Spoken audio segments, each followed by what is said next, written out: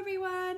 Today we're going to read Never Tickle a Tiger, and this story is written by the author Pamela Butchart and illustrated by Mark Boutevant. And this story is very beautifully illustrated, and you can see there's a tiger relaxing on a branch, and I don't think he wants to be tickled, especially as the title says, Never Tickle a Tiger. And here's the girl Izzy with a feather about to tickle. Oh dear. And in this story today, for this story time, I have Fox here. You can't really see him because he's sat next to me, but here he is. I wonder what would happen if we tickle a fox cub. What do you think, Fox? What would happen? What would happen if we tickle a fox cub? Oh no, he's trying to bite me. Are you ready for story time, Fox? Are you ready to see what happens if you tickle a tiger? I think so. Let's put him down and maybe never tickle a fox cub. Let's see what happens in the story. Make sure you can see the pictures. Izzy was forever shuffling and jiggling, squirming and twitching, wriggling and fiddling. She just couldn't help it. It happened at home. Izzy, stop playing with your peas, said Dad. At school, Izzy, stop painting your pigtails, said Mrs. Potterhurst. At Grandma's, Izzy, stop knotting my knitting, said Grandma. And as for at parties, well, Izzy, stop jiggling the jelly, cried everyone. No matter how hard she tried, Izzy just couldn't keep still. It's no good, she sighed. I'm just a jiggler, and that's that. So when one day Class 4B went on a trip to the zoo, it came as no surprise to anyone that Izzy was wriggling, jiggling, shuffling and fiddling as soon as they walked through the zoo gates. Oh, I wonder what animals they're going to see at the zoo. Can you see the sign? Rhinos, monkeys, turtles and snakes. Stop stroking the snakes, called Miss Potterhurst. Don't excite the elephants. Forget about bothering the bears. Don't mess with the monkeys. Izzy, stop tapping the tortoise. Stop poking the peacock. Oh dear.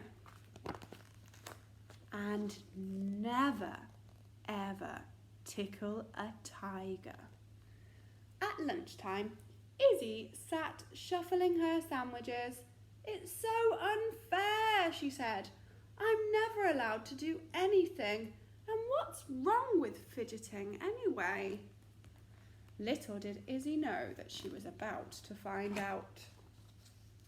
While all the other children finished their lunch, Izzy fidgeted her feet, bounced across the bench, shimmied onto the floor, wriggled under a bush, skipped past the aviary and danced along a path all the way to the tiger enclosure. Wow, that tiger looks very big next to Izzy. I wonder what she's going to do. I wonder, thought Izzy, and with that she reached out a feather and tickled the tiger. Roar! Roared the tiger. He threw his furry paws in the air, which broke a branch, which startled a snake, who bit a bear, who walloped a walrus, who splashed a sloth, who punched a penguin, who kicked a croc, who snapped at a skunk, who ponged a panda, who rammed a rhino, who hit the hippo, who wibbled and wobbled and...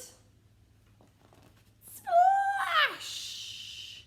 The lion roared, the parrot squawked, the snakes hissed, and the elephants trumpeted loudly. Miss Potterhurst squealed, the children giggled, and the zookeepers came running. It was pandemonium, and it was all Izzy's fault. But then... "Stop!" shouted Izzy at the top of her voice. "Stop squealing, squawking, splashing and flapping. Enough running, roaming, rumming and bumping. No more jiggling, wriggling, shuffling and squirming." There she is telling everybody to stop. And guess what? It worked. The zookeeper stopped running. Miss Potterhurst stopped squealing. The children stopped giggling, and all the animals went back to their homes. And as for Izzy... "You were right all along, Mrs. Potterhurst," she said. "I'll never, ever tickle a tiger again. But what can be the harm of prodding a polar bear?" she thought. Off she goes to cause havoc again. The end. I hope you all enjoyed that story, everybody. You can see Never Tickle a Tiger was a very good book, and it caused so much excitement in the zoo. When she tickled the tiger, all of this chaos unfolded. So I hope you all enjoyed that story. Say goodbye to Fox. Here he is. What's he up to today? He's eating his crocodile. Goodbye, Fox Cub. Say goodbye to everybody.